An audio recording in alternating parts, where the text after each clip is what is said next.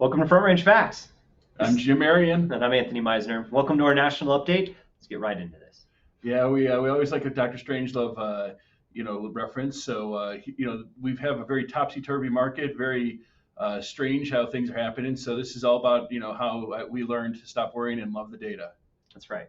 So take a look at this one right here. It is a 48-year average versus the 2023 price movement. So what's really happening here, Jim? Well, I think perspective is important, Anthony, and that's really why this slide is in this deck. Case Shiller looked at what is the average price that goes up in homes every year for the last 48 years on average, and let's break it up by month. Okay, so clearly in 2023, January was down more than the historic average.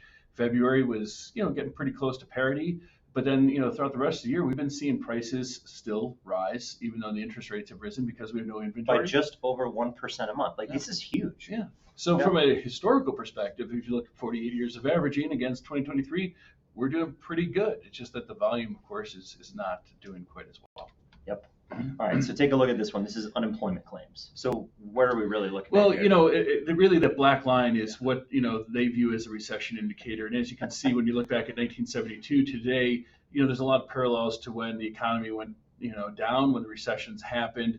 And here you can see that because the employment data continues to be very strong, that, recession indicator essentially is out of reach. And so you're hearing, I've never seen more confusion in economists and in bank, CEOs about where the economy's headed.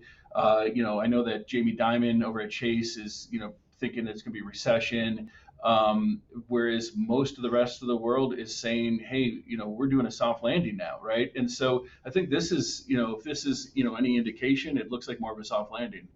I think it is too. So take a look at this one, inflation versus the historical perspective, right? So we've had pretty on par inflation. Now things have come down quite a bit from that peak of almost 9%.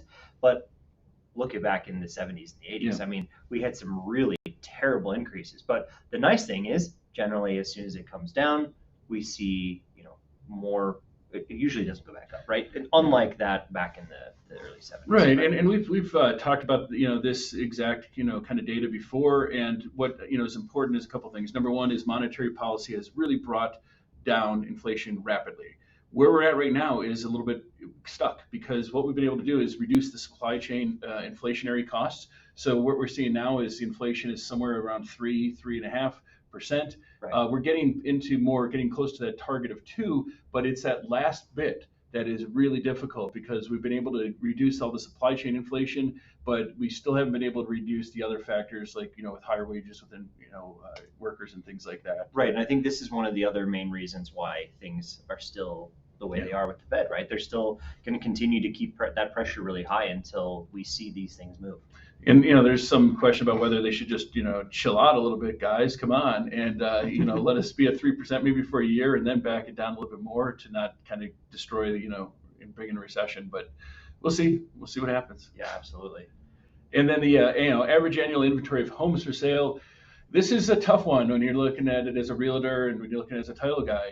We don't have, a lot to sell, and our sales are dropping, because of it. So the volume is down quite a bit for the year, and the inventory of homes for sale. I mean, this goes back to 1999, and when you look at this, it's pretty wild that this is the lowest year except for the last couple, right? Yeah, except for the pandemic. I mean, it's just wild to me to look at this. And when we had the last major recession in 2008, I mean, we had 10 months of inventory. So nationally, we're at a third of that. It's no wonder it feels so tight, and it's no wonder these appreciation numbers are still heading. Yeah, there's just nothing to sell, and so people do not need to drop their prices quite a bit because the buyers that are out there are still really hungry to buy. Exactly. Well, and what was this one? Well, this is another thing that I think is only going to get worse from a standpoint of tenure in homes because back in the 80s and 90s and until the Great Recession, essentially the average person was living in their home 6.1 years. So there was a lot of turnover in homes. And then when you moved into the recession, well, of course people needed to stay in their homes longer. They were without their jobs, right, or they were making a lot less money, so they needed to stay longer. And so that tenure went up to 9.3 years. Well, now we've got the golden handcuffs of a whole decade of monetary policy pushing down interest rates so that 70% of people are at a 4% or less interest rate right now. They're locked into their homes. They're looking at paying double that in interest rates. They're not moving. So, what do you think this is going to be? 12, 13 years. Yeah, I think 12 to 13 years is where it's going to be. Yeah. It's Overall. pretty amazing. Yeah. And then when you look at just different categories of listing statistics, listing count is low in every category compared to the last 3 normal years. So remember, pandemic started in 2020, like we can't remember that. But looking at what we call the normal years before there, 17, 18, 19, and looking at active listing count, total listing count, and new listing count. Well, 2023 is way down in each of those metrics compared to those other normal years. Absolutely, that's a tough one right there. Okay, existing home sales basically recessed 16.6% year over year. So that is nationally averaged. Obviously, we live in the West, so we have had the least amount. Well, the only reason this one is reflective of the least amount of change is because this is year over year, right? And so we took the poison pill last year, basically in the West. I mean, we took it early. Yeah, we were the Northeast of last year, right? We really were. We dropped like a rock. The California home prices being so high, the Colorado home prices being so high. We took it on the chin all in that fall and winter season last year when the interest rates really changed. I think you're going to see this in a lot of the data that we look at. The year-over-year numbers are going to start to reflect better and better every month now, because in Q3 and Q4 we were already deep within it last year. Correct. So now we're going to start to see some of those more minor changes, which is actually probably pretty good. Yeah. Mm-hmm.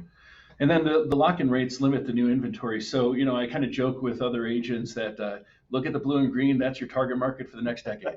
Because basically, this is the golden handcuffs right here in a nice pie chart format. So, probably not selling, must think really hard before selling. I like this. Yeah, it's nice. Yeah, so, there's about 10% of people out there that you should target, and most of the rest, it's probably going to be a heck of an argument to try to make that happen. Probably not going to happen. You know what, though? If credit card debt still keeps going up and student loan debt kicks in, maybe the must think very hard about selling will actually come closer to selling. Yes.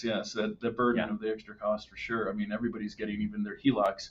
Yeah. God, the rates on those lately has been nuts. Yeah, 9-10% is pretty brutal. Yeah.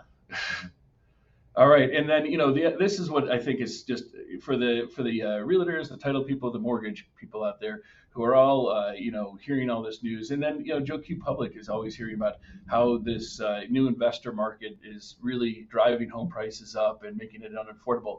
Well, this tracks investor purchases as a share of the market from 2000 to now, and as you can see, basically that has stayed extremely level over the years. So, roughly every year there's somewhere between 20 to 30% of the purchases are investor share.